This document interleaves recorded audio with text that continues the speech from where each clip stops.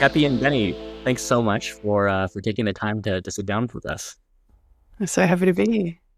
So your channel is called How to Write Songs. I know that you've both had super rich journeys as songwriters and as academics before starting this channel. I was just curious, maybe if you could start by taking us back to the moment when you first realized you wanted to team up, not just as musicians, but as educators and build this channel together.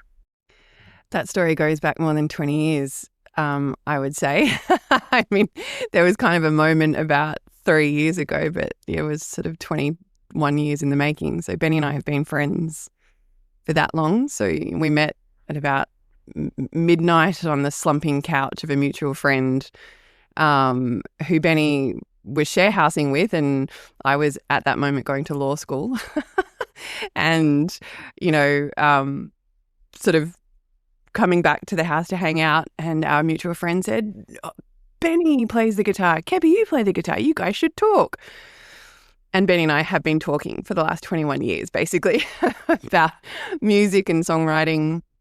And we've essentially sort of had parallel careers in that respect. We both started out on completely different tracks. So I started out at law school thinking I was going to be a lawyer. Benny started out in industrial design thinking he was going to be like a furniture maker or a toaster designer. I don't even know, something like that.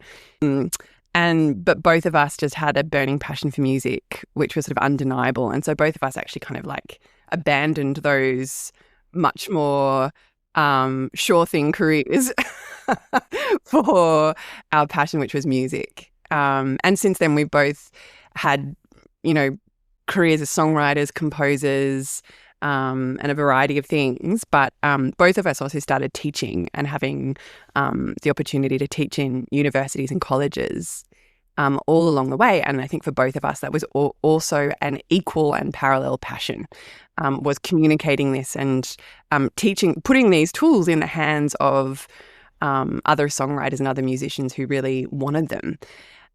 So both of us did that for over 10 years. And then probably, about 4 or 5 years ago, we just sort of started the conversation about the idea that these are concepts and tools and processes and methods that really do exist and really can help.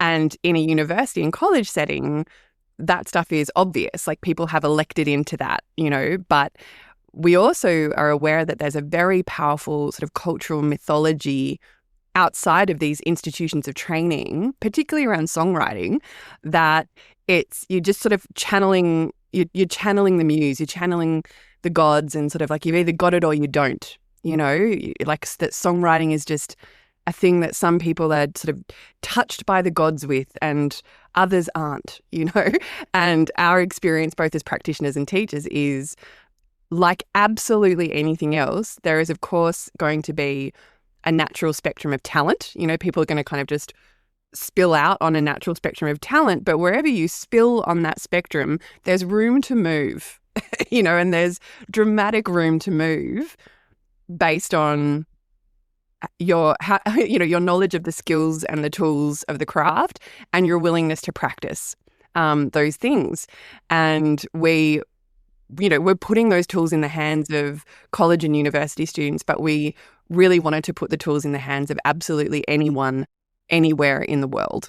And at that particular moment, having had careers in music means we actually have sort of the skills in, let's say, like audio technology. And we looked at YouTube as a viable option for kind of putting these tools out in the world, and just realized that there was kind of a hole in YouTube, which is a magic moment for anyone where you sort of go, look, there's lots of people educating about music and music theory and doing it really well, but there's no one speaking directly to songwriters, And we sort of realized that we as songwriters and songwriting teachers sort of were weirdly at this perfect intersection of being able to fill that space that didn't currently exist in the YouTube space. So we decided that YouTube was going to be the sort of primary medium through which we would kind of communicate that publicly to the world, essentially, and started doing that. So we started doing that in 2021, and sort of did it a little bit flailingly in 2021. And even through 2022, we're just still kind of figuring it out. But then in 2023, we sort of figured it out. We sort of figured out how to do it and how to make it sustainable, and how to make high quality content and do it on a regular basis. So that was kind of the journey. And but part of that journey as well was sort of doing that and then kind of taking the plunge to actually do that full time. And that we both went full time in 2023 doing that. And then on the back of that, also offering courses and programs and songwriting sprints and a membership community for songwriters around the world who want to engage a little more and actually do things in sort of a sequenced way or in a supported way, or do it in community, or, you know, be able to share their work and get some feedback as well. So that's the story. That's really great. I mean, I think just watching the evolution of your channel, you know, one thing that really stands out is just how well produced your videos are. I think anyone who's tried to make a video knows how hard it is to decide what you're going to say. And, you know, you want to say it clearly and correctly and approachably. But I'm really impressed with the way that, you know, your videos always are very clear and they have high production value. And it feels like the concepts are really articulated, just very approachably. I'm curious, you know, where these ideas come from. Or do you have jam sessions with Benny, and you're like, you know what would be a really good video? Let's talk about this bit. How does that work? YouTube strategy is like its own, it feels like a full-time job, YouTube strategy. Like Kep and I, we were really in it for a year when we were trying to build the channel. And when I mean in it, like you become obsessed. You're lying in bed at 11:30 at night thinking about scripting, and you're thinking about the hook. How grabby is this in the first 30 seconds? You know, can I retain the engagement? And then how do I structure the chapters? Like you're just in it so obsessively that it kind of, you've got to be careful. And we've had to really kind of balance YouTube with all the other things we need to think about, like building the business, running the business, engaging meaningfully with our community members, still making time to be practitioners in our own songwriting and composition, because if we lose that, then, you know, it doesn't feel great. But we were really lucky, going back to the story Kep was just telling, we were really lucky when we were in unis lecturing. We weren't just delivering content that was given to us. We were very lucky to be in a position where our heads of department and the people we were working with really trusted us to start creating some of this content. You know, we started developing units. We started making the content that we had to then deliver and other lecturers had to deliver. And I think going through that process, you know, suddenly looking at a unit outline that's been given to you and saying, here's the rubric, here's the parameters, here's the outcomes. Can you now design a 12-week experience or a year-long experience, whatever it is for all these students? And that was amazing. Like looking back, I don't think we realized how amazing that was. But looking back, that was incredible as a training program for us, because to look at a unit outline and say, how am I going to bring this to life? How am I going to bring it to life? How am I going to structure it sequentially so it makes sense? How am I going to make it entertaining so that 18-year-olds aren't falling asleep or walking out of the room? How are we going to do all of those things? And most importantly, how are you going to make it clear, concise, compelling, you know, make it so that people really want to come back? I can't think of a better way to train for YouTube. The only difference with YouTube is that we really took all of those concepts. Coming back to your question, our strategy is really just working through the endless well of information that we have, that we developed, like the endless amounts of IP and concepts that we developed over those university days, and working out how to chunk it or how to structure it appropriately for YouTube. Because instead of doing a 3-hour lecture, you're suddenly thinking, what makes a great 15-minute video? So in a way, our YouTube strategy is looking at what works on YouTube, acknowledging that it is a different platform, a different format, but really drawing on all the things we know how to talk about really well, and just continually revisiting those concepts and thinking about how to bring them to life in the YouTube format. I find the university background really interesting. Can you tell me more about how you got involved in that and what what the class was about, how many students was it, which university it was. Yeah, well, Kep was, in Australia, Kepi was doing at a college called JMC Academy. Kep, you were running the songwriting courses there, and Kep actually helped develop some of the songwriting courses. And at JMC Academy, it's one of the contemporary music colleges where, there's a few others. There's the Australian Institute of Music, and I was at the Australian Institute of Music. Kepi was at JMC. Kep had to leave JMC. I took over the songwriting course, and then these other songwriting units came in. There's a Melbourne, Brisbane, Sydney campus, so they share IP and content. But it really was kind of, it was really interesting in the sense that all of this course material was being passed around, and then we were expected to just modify it, develop it, make it our own. But Kep has also been online. Kep, you should talk about being online with Berkeley and that experience. My story sort of predates that a little bit, goes back a little bit further. So when I ditched my law degree, I sort of ran away and joined the circus, so to speak. So I had been visiting my sister in Boston, she was doing like a semester at Harvard in Boston. And I, as a young person, went to visit her with my mum and just went there for, like a week to go and say hi. And I had studied guitar, since I was 11 years old, and a few years predating that had a teacher who had studied at the Berklee College of Music in Boston in like the 70s. So I knew the name Berklee College of Music. And when I just happened to be in Boston, I remember opening up literally a paper map of Boston one day and seeing the Berklee College of Music on the map and not even realizing that it was in Boston. And I had one afternoon left in Boston and I was like, oh my God, the Berklee College of Music is in Boston. So I walked myself from, I think we were staying in Cambridge near Harvard. I walked myself all the way down Mass Ave, all the way across the Charles River Bridge and all the way down to Berkeley. And it was a Saturday afternoon, so there wasn't really anyone there except for one person, sort of standing at a kiosk with a bunch of the like prospectuses. And I was like, what can you show me? And this person sort of handed me a prospectus and sort of took me on an unofficial tour around Berkeley. And I flipped through the prospectus and just sort of made the immediate life decision that is only, capable for a 21-year-old to be like, this is where I will go. I don't even need to sing anymore. I'm convinced. It's taken me 5 minutes to make this gigantic life decision.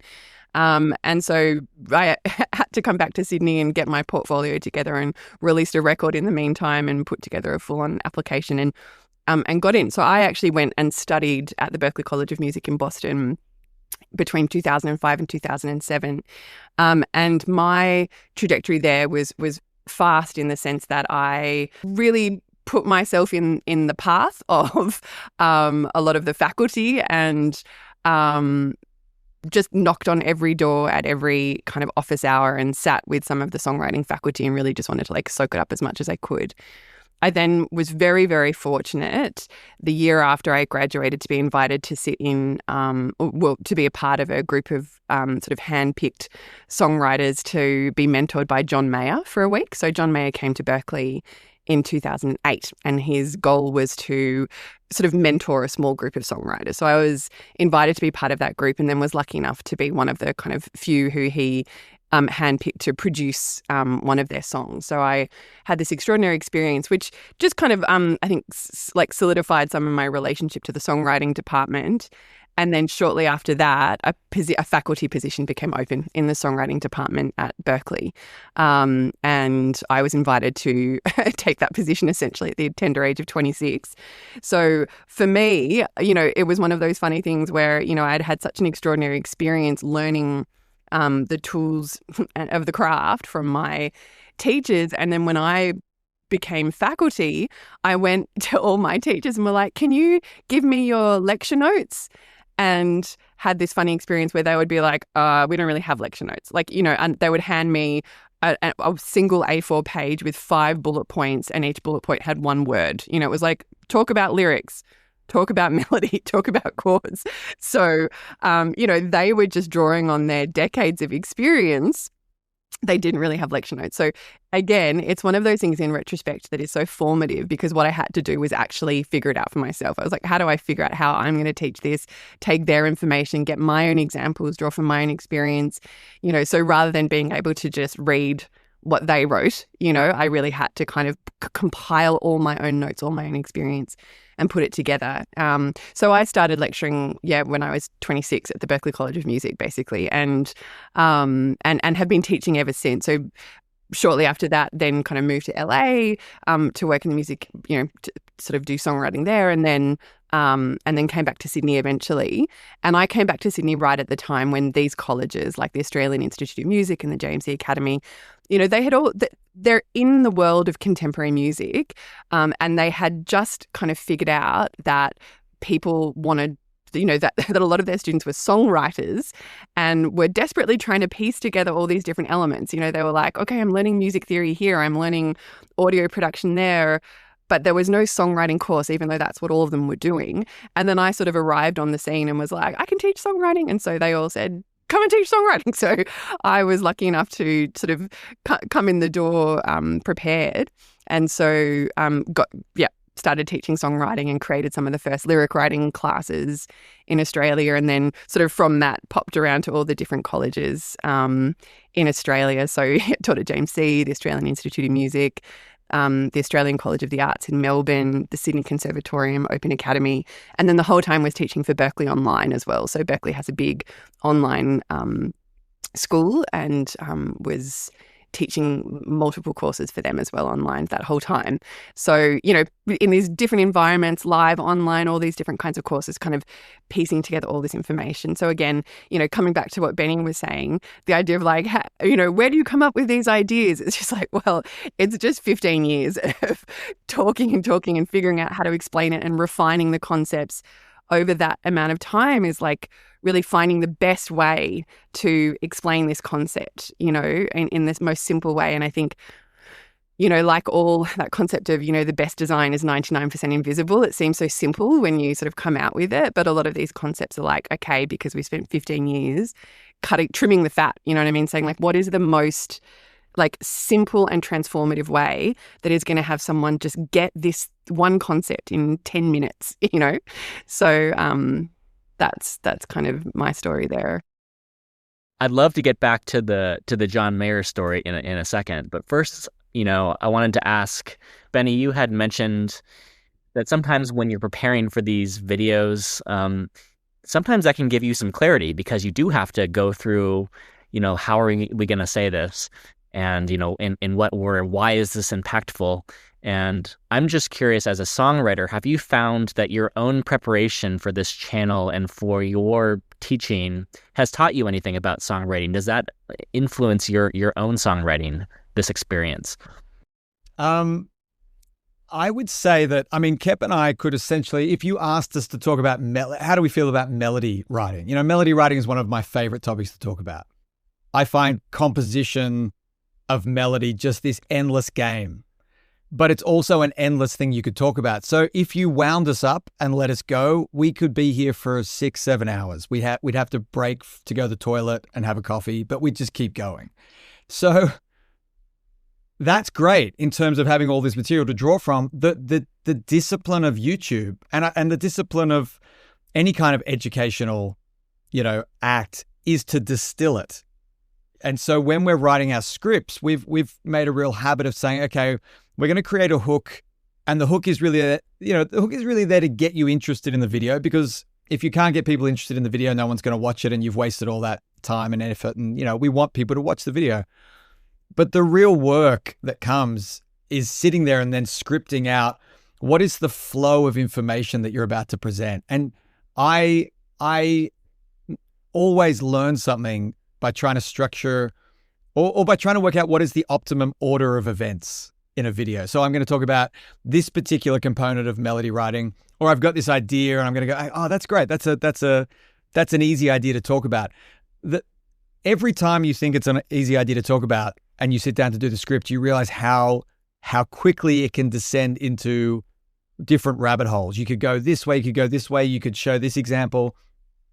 The real discipline for me, and the thing I have learned most about my songwriting, through this process is it's actually easy to get complex.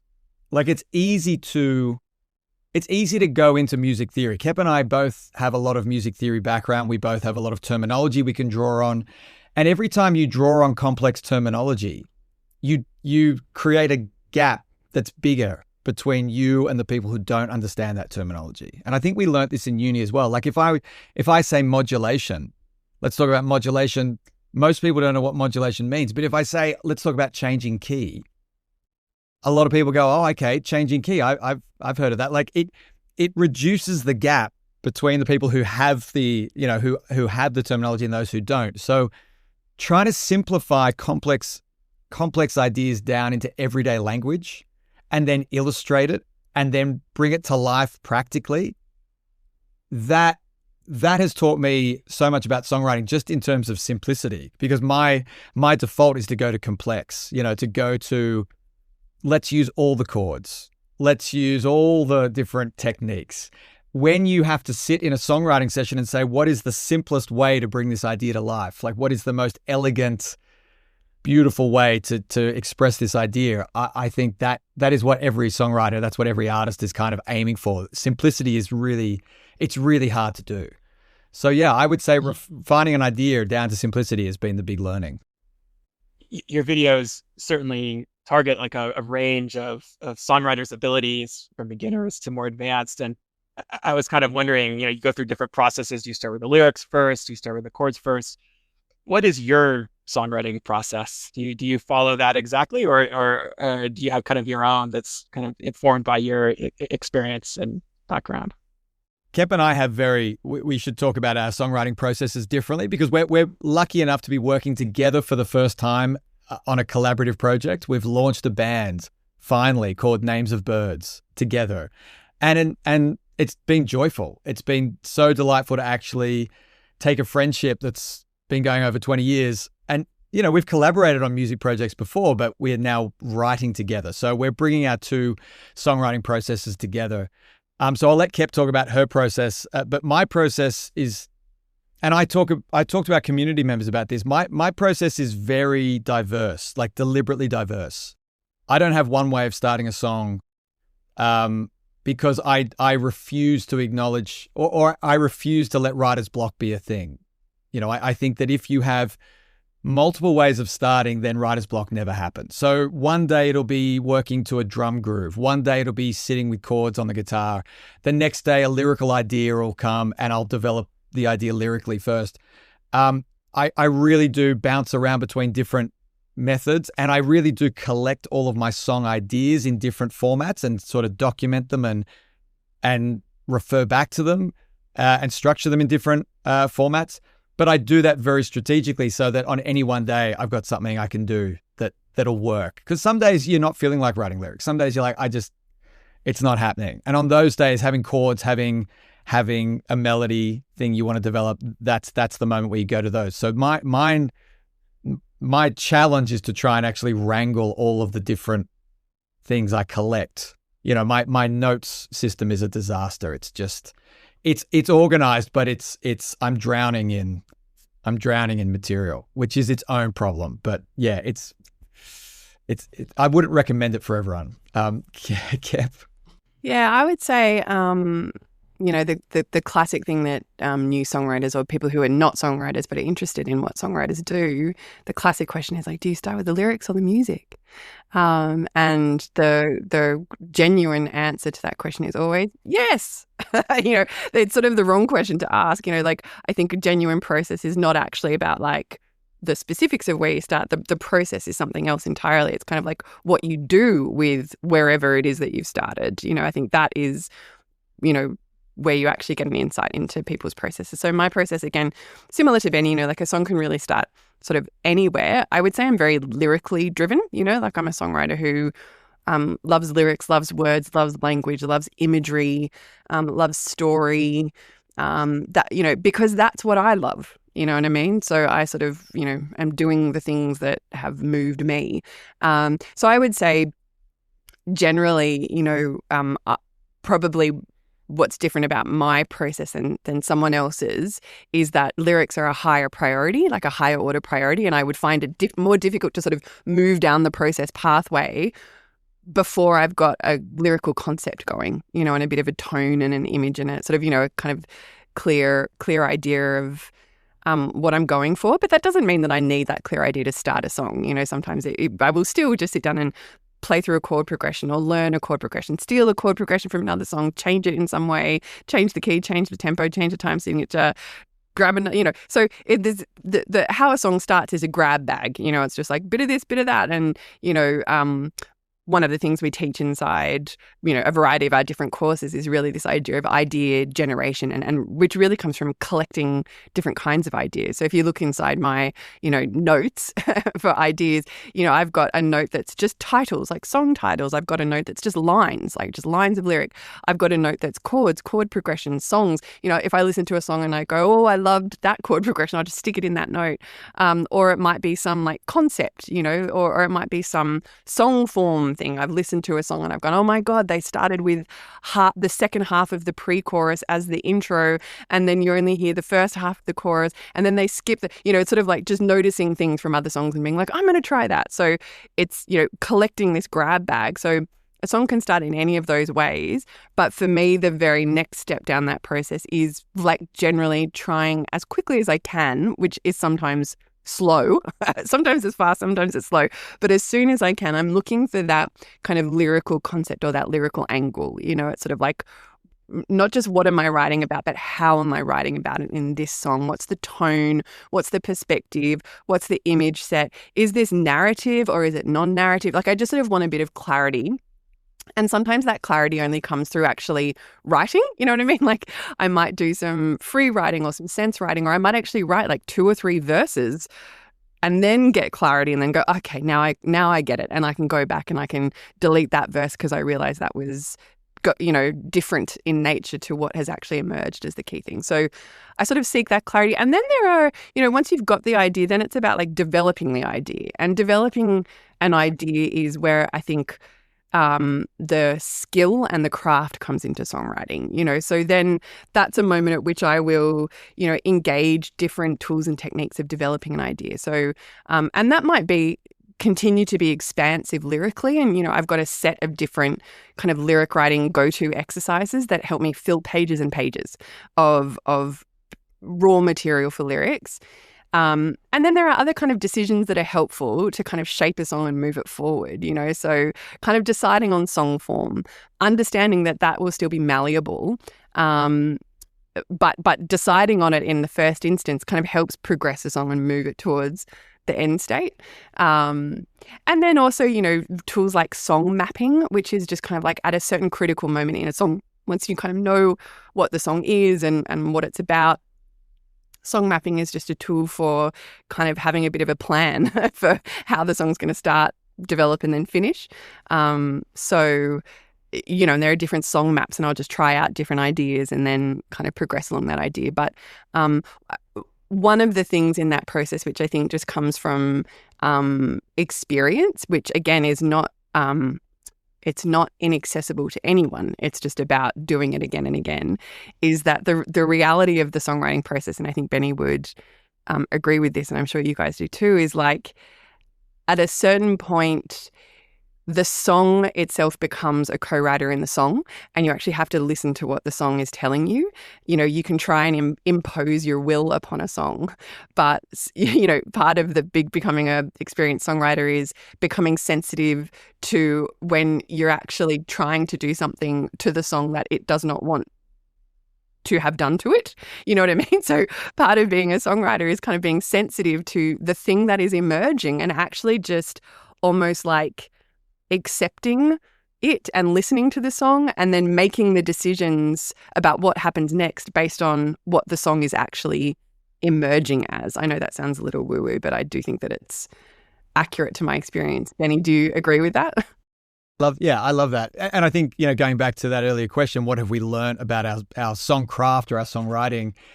I think you just learn as you do more of it to be with the song in the moment and not be so belligerent about, just like Kep said, imposing your will. The other thing I think that's really important to talk about is just, we have learned a lot over the last few years working with so many different songwriters who come to our community or engage with us through different programs, who all have their own process. And I think the delightful thing about songwriting is for every individual, there is a different process. And learning about those processes, hearing people articulate their process is really fascinating, like the nuances and the subtleties of it. I think what we've discovered though is, and the thing that keeps me so fascinated by songwriting, is that songwriting is a really unique art form.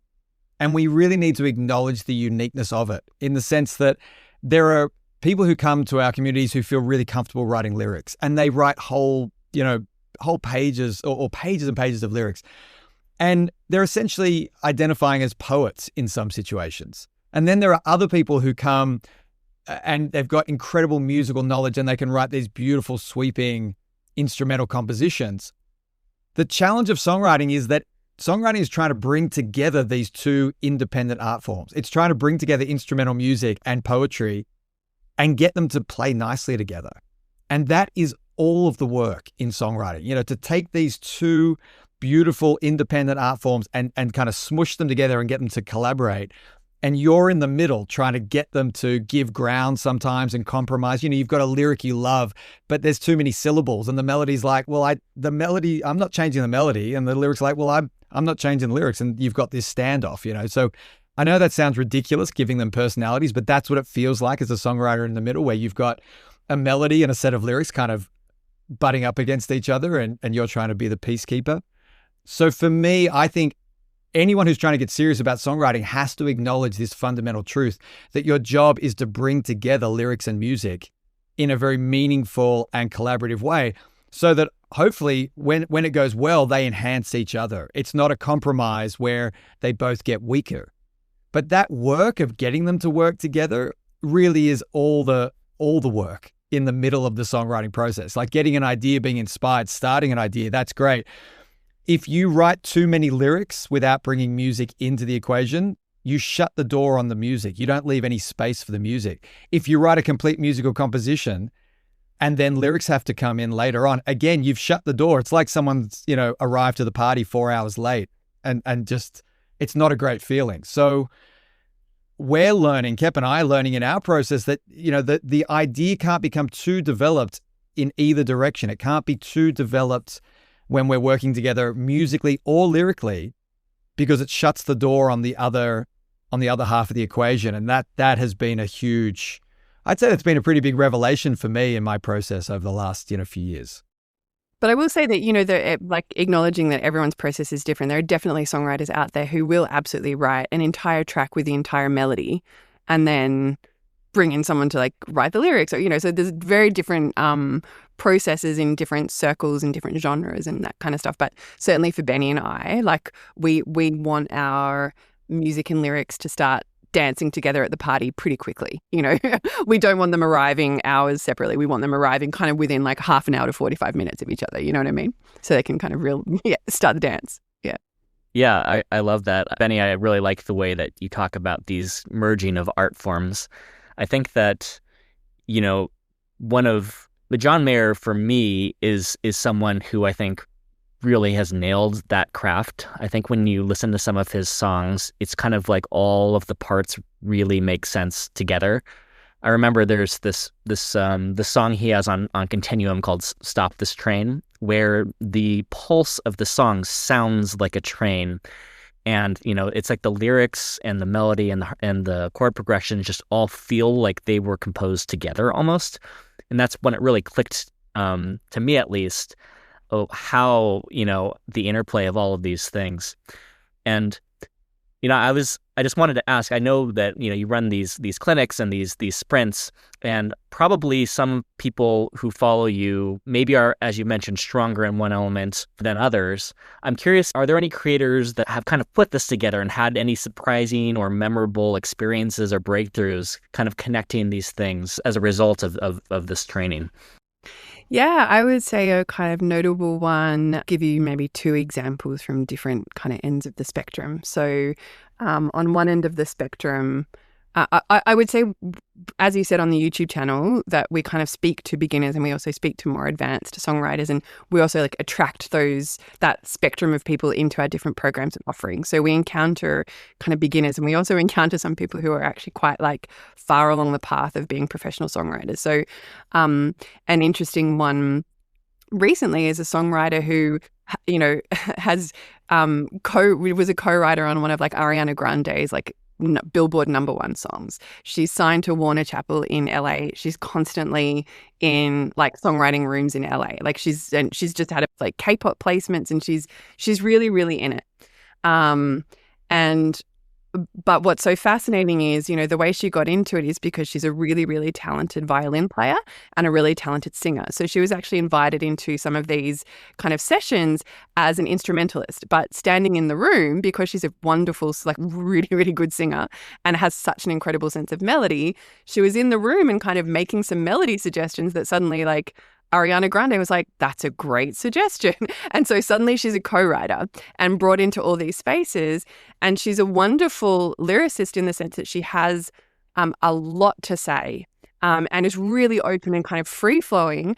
But she came to us because she sort of said, you know, I'm in these rooms, but I struggle to know how to take it. She's like, I can write hooks. I can really write hooks. I can write a whole chorus, but I really struggle with how to flesh those out into like verses, you know, or I can write one verse, but I really struggle to know how to build that out. And both in those kind of co-writing rooms, but also for herself, you know, as a, you know, finding her own voice and really wanting to express her own artistry, not just as a kind of commercial songwriter for other people, but really for herself. So she did our 6-week accelerator program. And so much of part of that, like, there are very specific tools, you know, that you can kind of implement to help you. So like one of those tools is song mapping. And I gave a kind of very brief outline of song mapping there. It's very simple as a concept. It's really kind of plotting out, you know, where a song starts, how it develops, and how it finishes. The more sort of complex or songwriterly aspect of that is, okay, it's not just that, but it's also then useful as a tool because it's beginning, middle, and end, but it's also, okay, but how do those things all target and relate back to the hook in a way that grows the meaning of the hook?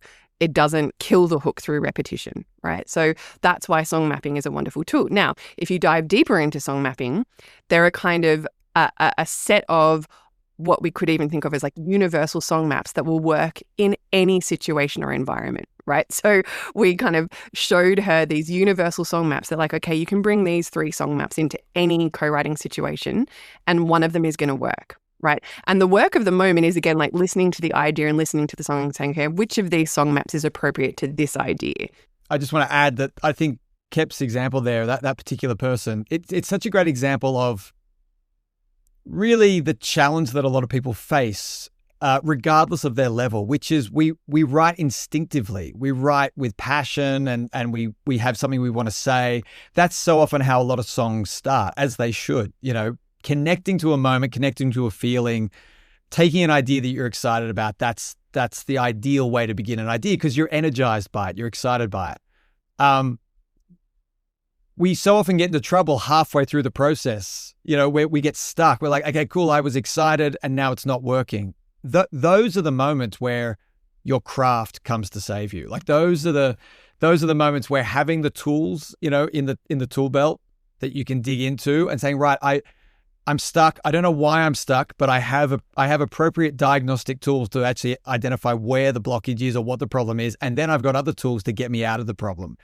That's really where Kep and I spend a lot of time and take a lot of joy in spending a lot of time with some of these artists who are incredible artists, but just aren't sure what to do when they get stuck in certain situations. And that's a very empowering thing to be able to transfer that information, to see some writers who have beautiful ideas and beautiful songs, to then give them these tools to help them get unstuck and to see that frustration leave them, or to see that, you know, that frustration no longer be the thing that derails the whole project or the whole songwriting process. So that's a lot of what we do and a lot of what we really enjoy doing.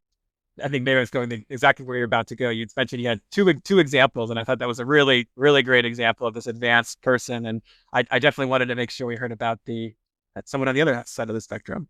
Yeah, yeah. So the other example that springs to mind immediately is a member of our songwriting community who's an older gent called Don. And one of the things that Don was saying is, he's been a lifelong sort of hobbyist songwriter, but he joined our community because he wanted to level up. And in his own words, he said, I'm sort of a bit sick of the sort of like polite endorsements of my family who just seem to kind of pat me on the back regardless of whatever I did. And he was very, very motivated to write songs that actually moved people rather than just getting the polite pat on the back from his, wife and children. And one of the things that particularly motivated him was he was coming up to his college's 50-year anniversary, and he was really motivated to write a song for this, and particularly because, as a 50-year college anniversary, they're at an age bracket where there are a number of their college class people who have passed away, and he really wanted to write a song that kind of acknowledged that and sort of acknowledged both the relationships, but was also something that was a kind of tribute, I guess, to their friends and classmates who are no longer with them. So, he was very motivated by this particular thing, and just generally motivated to really want to write something that moved people. And so he came to us, and he's taken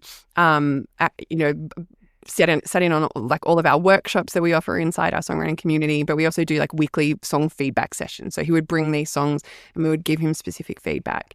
And to be honest, I can't remember the specific feedback to any of them. But from Don's report, he ended up writing this song for his college's 50th anniversary that he said not only did they play and that the room was full of grown men, in their 70s, crying, but the song was then passed around to other colleges who have asked if they could play his song at their college reunion because it's so beautiful and so moving. So he was just reporting back that these tools that can seem so crafty, whatever, but the whole point of the craft is how do you take something and actually communicate emotion to someone else rather than just kind of as a catharsis for you, which is a totally great and valid part of the songwriting process. But how do you go to the next level, which is not just about catharsis, but about communication, and not even just communication, I would say communion. It's how do you turn the song not just into something that sits over here in your heart, but something that you kind of send off into the world that actually other people can grab onto as readily as you can. So in the end, it is all about emotion, but it's emotion through communion and communication. And so that was really, really powerful to hear that, the application of these ideas and these skills and these tools and implementing the feedback has really resulted in, a shift in his process, and this story particularly is so moving about this song that he played for his 50-year anniversary, and that he posted on SoundCloud and has hundreds and hundreds of listens, right? Which might sound but hundreds of listens, that doesn't sound great, but for someone who previously it was really his family and friends, a group of 7 or 8 people being that's nice, Dad, to then suddenly have hundreds and hundreds of people listening, and then this song being passed around to these different colleges. I mean, that's where it's at, that's a very powerful story. Yeah.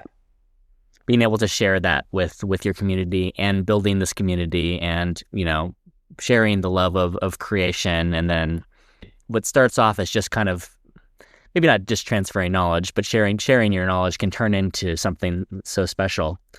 But yeah, maybe that's a good segue. Do your own music. Clearly you are devoting your lives to spreading the gospel of proper songwriting techniques, but does that give you enough space for your own creative pursuits in your own music? It doesn't leave time for the music unless we make it leave time for the music. It's, you guys know, running a business, building a community, our community is global. We do sessions all around the clock. A lot of our sessions are very early in the morning or late at night. Kepi and I both have our own families. We've each got 2 small kids.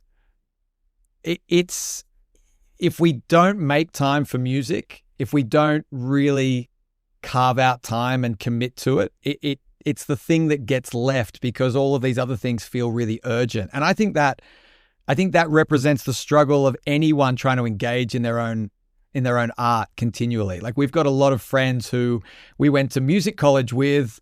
I mean, I keep running into friends that I have who I studied music with who are now 20 years later, they're like, I'm done with music, or I'm retraining in this, or I'm like, and I don't blame them. I'm not saying that's a terrible thing, but it's like keeping it going and staying in your own craft requires commitment. It requires you prioritizing it week in, week out. And so we made the decision, and I think I suffer from this a little more than Kep, but I suffer from a real imposter syndrome. If I'm talking to people about songcraft, if I'm talking to them about how to get better at songwriting, and I'm not really actively involved in the act of making songs and the act of making music, I don't feel great about that. You know, I need to be really in the trenches with them. I need to get my hands dirty every week with them. So we made a decision once we launched the bands.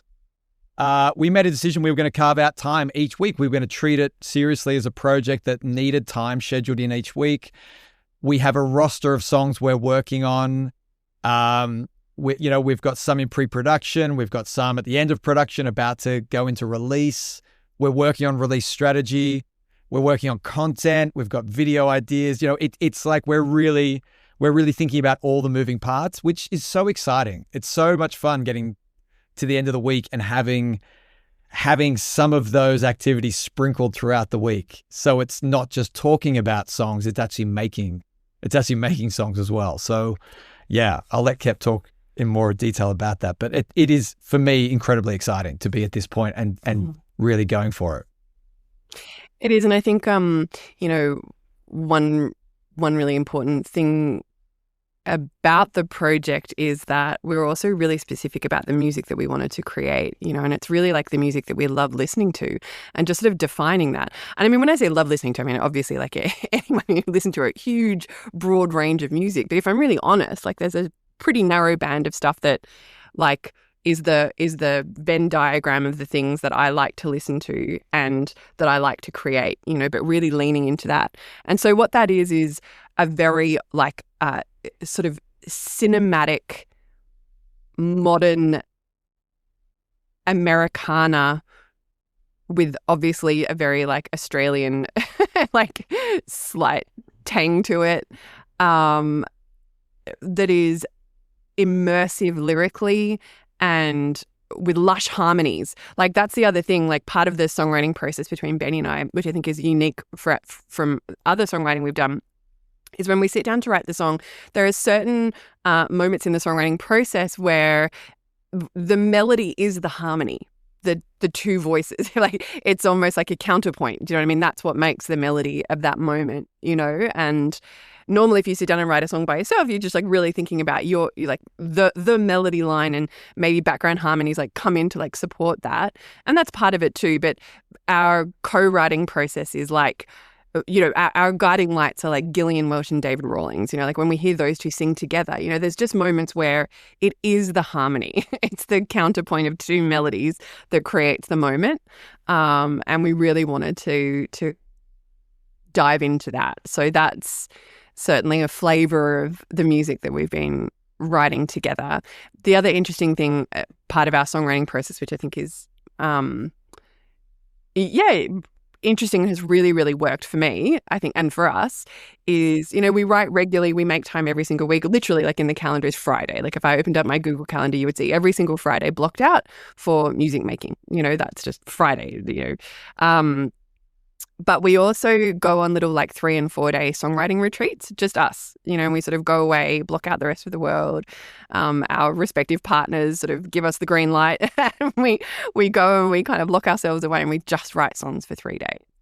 And that's a great process, and I think for me, it's really important to kind of be able to immerse myself completely and not be doing the laundry,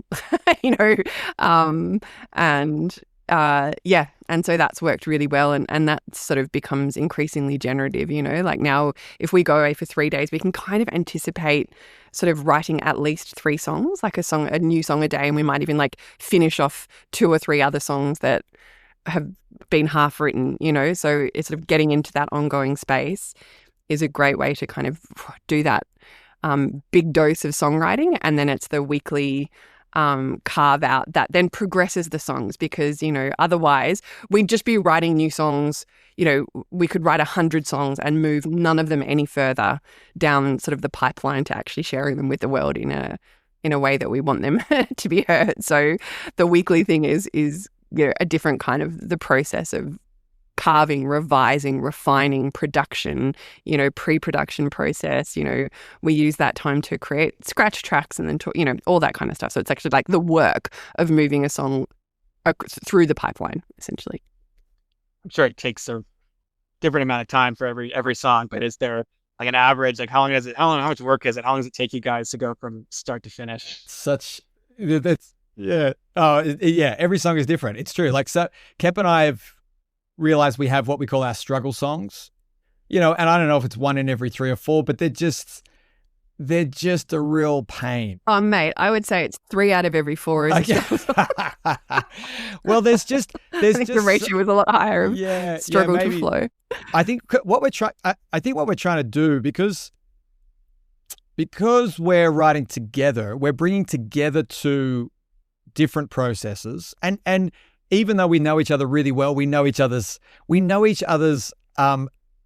approach to songwriting about as intimately as you can know another, songwriter, because we spend all of our time working on the business, talking about songwriting, making YouTube videos together. Like we talk about this stuff all the time. So we know how each other feels about the craft, the art and the craft of songwriting. But even then, you get in a room together and there's just different approaches to a melody. There's different approaches to where the chord should go, where the narrative should go. There's infinite possibilities of where a lyrical idea could go. So working through that, just takes time. And sometimes we hit these moments where we're like, there was a great moment when we were down at this little bush retreat where we hit a point in the middle of the song where we're like, I don't know where this is going to go. And Kep was like, I don't know where this is going to go. So we have to retreat to our own rooms and just write for an hour, just make notes and just get clarity for ourselves. And then we come back and share the ideas. And it's like, okay, so we could go with that, or we could go with that. Like it's pulling apart, coming back together, trying this, trying that. It flows, but it flows in this really weird kind of staggery, zigzaggy walk kind of way. That's a weird metaphor, but you're just, yeah. And it's sort of to answer your question, like how long does it take to write a song on average? I mean, again, it just depends on the context in which we're doing it. So when we give ourselves those 3 or 4 days, I mean, I could say maybe it takes a day and a half to write one song from start to finish. But in terms of actual hours, like if you were to take the hours that it took and then spread that out into regular life, I mean, that might take you 6 months. You know what I mean? If you're just working on a song like for an hour here or 2 hours there, but we like give ourselves the moment to just cluster it into a day and a half. But the interesting thing as well is, like, to me, the thing that I think is really important in my own process, and I want to share this with others, is that I think of the way that I've classified these songs is like there's the struggle songs, which might take longer. And then there's the flow songs, which maybe take like an hour to write, right? Like songs just really just like flow out. But to me, this type of song, the struggle and the flow, it's a binary star system. These things orbit around each other, and the flow songs don't exist without the struggle songs.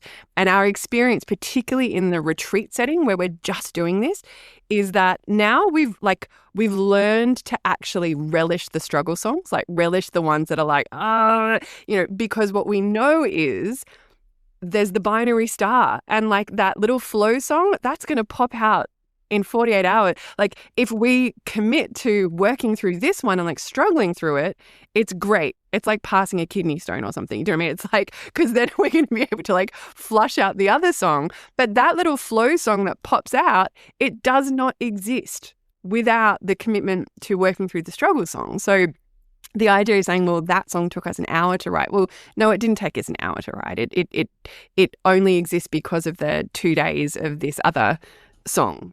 And Dave, I say too, the reason we're sort of dancing around this answer of how long it takes to write a song, like even if we get through a struggle song, there's a great song, there's a song that's a great example, which is a song called 28 Names for Longleaf Pines, which we're working on at the moment. And we've been working on it and producing it. It's about to go as a release. And we're really happy with it. But, like we struggled through the lyrics and the form, we struggled through the craft of that song for 2 days. That's the one where we had to separate, come back. So you've got to make sure you're happy with the themes. Are the themes really what we want to talk about? Are the chords and the melodies, memorable, engaging, supporting the lyrics? Is the form compelling all the way through? So there's no point at which you disengage. Like we're really trying to make it so that this coalescence of elements is a beautiful thing. That's what we're trying to do.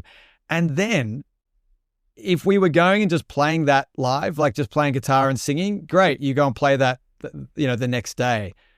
But to create a recorded version, this is what we're starting to find. Like, because we're trying to create what is essentially this cinematic folk kind of genre, we then take it back to the studio and it's like, okay, 2 guitar parts. Are we going to play around with some different tunings on the guitars and get them to blend, like get some different frequencies happening? Where is the banjo going to go? Am I going to chop the mando, or is it like, and then drum parts, like, should we go with a tom thing, make it more, like rolling toms, or like, so then we start going through pre-production. And then, as I said to Kep, like I had a real problem with drums on that track. I spent literally 25 hours over the course of months trying to get the drums to mix right. I called friends, I sent files to people, I had phase issues. So then you're in this world of like, we're really happy with the song. We've written the song. We think the song is beautiful. Now we're grappling with the arrangement, the recording, the production, the mixing, just to get it to get close to the original dream, the original vision. I think Hitchcock nailed it when he said, the film you end up shooting is ultimately disappointing compared to the vision you had in your head. It's always going to be disappointing. You're just trying to get close to that beautiful dream you have. So that for me is like where, even if the song falls out in an hour, I know there's going to be months of arrangement and pre-production and mixing ahead. So it's just a journey. Each song is such a journey. Yeah. And even with that song as an example, like that song was finished after 2 days, right? Like we sort of like had the finished form. But then it was like 2 or 3 weeks later when I was sort of like, I don't really like the bridge. Like, it's just not doing it for me, like, and that's an interesting moment where like, we sort of like engaged the tools of songwriting. So coming back to like music theory, for example, to be like, let's start on a different chord. Let's, change the harmonic rhythm. Let's introduce a non-diatonic chord to create employed all these like technical things that theoretically should work. But ultimately, at the end of the day, I was like, I just don't like it. Like, it's not doing it for me. Like the journey of the song at this moment, like the original bridge kind of like brought the whole energy down. And I was like, I want the energy to go up. So we need to just scrap that and try again. So that's about listening to the song as well and going like, well, no, I always, in feedback sessions, I sort of encourage other songwriters to firstly acknowledge you don't need to be an expert songwriter, an expert giver of feedback to give excellent feedback. And giving feedback to other people is also the best training to do this for yourself. And this is the reason why we can acknowledge that moment in a song, because giving great feedback is simply about paying attention to what you pay attention to and paying attention to what you don't pay attention to, or like what is disengaging, right? And so just tuning into that and like for me, turning that voice up in your head and saying, okay, like turn the voice up that's going, I just feel a little bit uncomfortable about that, And so for me, it was like 2 weeks of playing this song where that voice was kind of quiet. And then suddenly I was like, let me just turn that dial up a little bit, turn that voice up. And the voice was going, this bridge is wrong. Like this bridge doesn't feel right. This bridge is energetically different than what your body wants this story to this song to do right now. And so going, oh, thank you, little voice on that weird channel. Like, I hear you, I acknowledge you, like message received, and then doing something about it. But that voice is not there. I think this is so important for all songwriters to talk about, which we do talk about in our sessions. That voice is not there when you're in the songwriting process. Like when we were in the songwriting process, we spent hours on that bridge. Like we really tried to problem solve it, and just getting a bridge in place, you're high-fiving yourself going, yes, we solved the problem. Like we did it. Okay, great, job done. It's only weeks later where you've got some distance from it, and then you go, it's not right. And at that point, it's really tempting to say, yeah, but we put all that work into it. You know, the sunk cost fallacy, where we've put all this work in, so we need to keep it. It's hard in those moments to say we put all of this work in and we still need to abandon it. And we're not abandoning it to repurpose it somewhere else. We're just never going to hear it again because it's just not, it's not right. And then you've got to open the door again on the song and say, right now we've got to dive back into the song and do another bridge. But once you've heard it, once you've seen it, once you've felt it, you have to do something about it. And it's the same with a line of lyric, you know, that you're trying to pretend you're okay with when you know you're not. You know, you always hear it at a gig when someone hates a line of lyric because they just mumble that line. You know, they're singing and there's that one line that comes along and they just kind of mumble that one because they're trying to quickly get through it. They knew they weren't happy with it through the different iterations. So it's this beautiful process of refining and revisiting an idea and then ultimately deciding when enough is enough and you've got to stop polishing. You know, at some point you have to let it go. Well, thanks so much, you both, for sharing all of these stories and your inspirations and your process. We can't wait to hear that track. Maybe we can link it when it comes out. Just to close off, a final question. I was wondering if maybe both of you could just name a songwriter that maybe our audiences may not be aware of that you find particularly inspiring to check out. There is an artist called Bahamas that I think is just such a beautiful artist. Quirky character. Like there's interviews with him where I find him so charming and self-deprecating. He's got a dry sense of humor, but his approach to songwriting is this, he makes it feel and sound effortless. He does that thing we're all aspiring to, which is you hear the song and you go, oh yeah, that was written in half an hour, or that just fell out, or like it, because it has that kind of feeling to it. But he's really a beautiful songwriter with beautiful sensibilities, incredible musicianship.